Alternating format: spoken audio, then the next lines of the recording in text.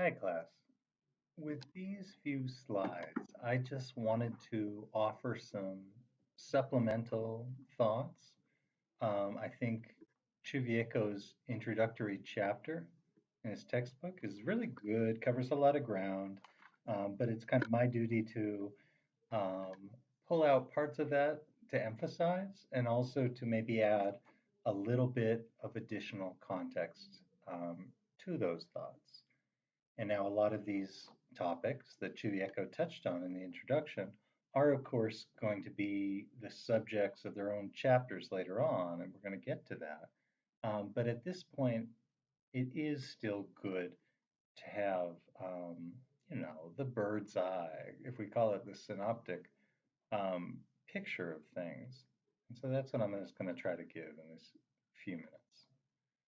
Well, the first thing I'll call attention to is figure 1.1. This is, if you will, the system of remote sensing. It's kind of got components and relationships between them here. The first, start with the source of energy. Here it's the sun. Chuvieco does talk about other types of sensors, active sensors like radar or LIDAR that emit radiation themselves. But it's simple to think about things in terms of the sun because it makes sense to us as humans with eyes um, to see that. Um, Starting with the energy source, the energy that's emitted from the sun reaches Earth and interacts with the biophysical materials. Here we see the atmosphere and Earth's cover. And so it's going to interact with those materials whether or not they're of interest to us. Sometimes some people study the atmosphere, other people see clouds as an obstacle toward an obstacle to kind of unimpeded, clear, usable data on the Earth's surface. But anyway, that energy interacts with the matter, and some of it is reflected back, can be observed here by a remote sensing platform. From there, data is transmitted to receiving system, onto computers, where the graphic helpfully shows human involvement in the process of interpretation, further data processing, and finally use of the data. I think it's a good figure. I think it covers a lot of bases here. And unlike some understanding, there's some depictions of this system, I think the role of people is pretty front and center, in terms of the interpretation, processing, and use. If anything, I think it could be even more, um, or it's implied further anyway. I don't know if you want to state it outright, but this remote sensing platform didn't just appear in the sky. It was designed, it was built, it was implemented and funded by people. So too with the receiving systems. And we might talk about biophysical materials too as not being separate from human activities, social activities. Second thing I'll note, again, connecting remote sensing to people, is that whatever kind of you see now as you survey the field, contemporary 2020 remote sensing, if you look back at the scope, the development, and even these kind of theoretical examples, you see remote sensing as a clear outgrowth of human sensory experience. So here, this is just a copy-pasted quote from Chuvieco about using the human eye as an example and how it interacts with the brain in a way similar to the remote sensing system that we just saw on the prior slide. And that is really the root of things. I think it's what spurred interest in remote sensing technological development. Um, but that development, that history, has been very kind of step by step over decades, over 100 years if you go back. It's been a bit messy, and as such, I think there's an enduring debate, as you see more in the slides that I posted from John Jensen about whether is remote sensing a science or an art, and that definition he pulls up about it being a science, an art, and a technology. So you see this with GIS, you see it with remote sensing. Um, partly because of this. It's kind of uneven outgrowth from our own human sensory experience. It's a little bit tricky to talk about. But as the tech has advanced to become um, well, kind of understandable on its own terms, apart from this kind of human eye example, there's it becomes harder to reconcile with the data products of meaning to people. So if we cut back up, with the interpretation, sure, but really the end users here. What if you're observing some phenomenon, measuring it in a certain way, how is it going to be of use or importance to people? And when you look at something with your eye, your brain knows what to make sense, how to make sense of it. Um, as we get to different sensor technology, it becomes harder and harder. Um, Not impossible, of course, but it's one of the challenge areas of remote sensing. And I think it proves the meaningfulness, the meaning of the in situ or kind of field, in person data collection to calibrate and validate the observations made by Earth observation systems, satellite platform sensors or airborne. This course's title has GPS in it, and to some extent, we're going to investigate how our own kind of on the ground observations can and cannot really align with what we see in satellite derived data products. Next slide here, just the benefits of remote sensing. These bullet points are just kind of the subheaders I'm taking, but they're very important to know. So when we get away from that hypothetical or that theoretical human eye example, what are the real benefits of remote sensing to really to scientific measurement?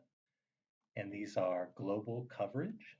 So satellites being on an orbit or a constellation of satellites have the ability to make measurements all across the world. They don't have to. There are some called geostationary satellites that have an orbit that keeps them in the same position relative to the surface of the Earth as the Earth rotates. But those are relatively rare compared to other satellites whose orbit brings them, if not everywhere on Earth, everywhere within certain latitude ranges every X number of days. Second point here is synoptic view. That doesn't talk about how the sensor views coverage on the Earth's surface over time, but rather in an instant. So with one snap of the camera in one scene, how much land from what angle and vantage point is it being captured? And that is certainly a larger area than human eye kind of surface observation allows for. Third is multi-scale observations. So as more and more sensors become online, um, they even when they're observing kind of the same properties, so reflected light in the same wavelengths, for example, doing so at different spatial scales can offer different views of patterns and in turn processes to understand. And we'll get into that a little bit, looking at two of the U.S. government sensor programs, MODIS sensors and Landsat sensors. Fourth, remote sensing offers observations over the non-visible spectrum. So there, one kind of fun fact thing you'll learn about remote sensing of terrestrial vegetation is that even though we think of kind of productive vegetation as being green because it reflects more light in the green wavelengths than it does in the red or blue, it actually reflects a lot more near infrared light. And that makes it easier to identify, easier to kind of diagnose the condition of, but it's a type of light that our eyes just can't see. So it's one of the kind of earlier areas of the spectrum into which the sensors were developed to image, and now sensors like Landsat, like MODIS, are able to offer really valuable insights on the spatial extent and the condition of farmland, of the world's forests. Fifth, repeat observations. So we're not only able to grab a snapshot, but we're able to do that over time. It allows you to track changes, kind of changes of condition, it's more or less, or changes of state. It used to be forest and now it's a development. Finally, immediate transmission, digital format. So this just in contrast to kind of what you see with your own eyes, which you might be able to remember. Maybe your memory gets tinctured a little bit, but you certainly can't share it with people in the same way that it was, or in the same format that you experience yourself. So you can, relate a memory, but you can't, through your words that you tell somebody or you write down, but you can't kind of just print out the picture in your mind. They're very valuable for all of these reasons, as we'll come to know. But if we look at figure 1.2 in Chuvieco of the historical progression of remote sensing, sensors and platforms, and see it goes back here, he says 1858 with balloons, later pigeon cameras. That's an interesting chapter, I suppose. It's something to read up about. Into airplanes, Sputnik, the first satellite, into the space program, multiple sensors of the same program. So here Landsat 1, 4, and 8 are listed. There are even more, and then aren't listed here, as well as other satellite sensors, other government source sensors, and commercial satellites. So with the progression here, if we think about it in terms of the benefits of remote sensing, to jump back, global coverage, synoptic view, multi-scale observations in the non-visible spectrum, repeated over time, and immediate transmission, and see some of them, especially the earlier technologies, they're offering big benefits of in terms of synaptic view, kind of looking at things from a different angle, surveying a broader area, but it's not really until the 1950s, say, 40s maybe, until we're starting to get into different or non-visible areas of the electromagnetic spectrum. So looking at types of light that's coming from the sun or that could come from the sensor, but are things that we can't see with our eyes.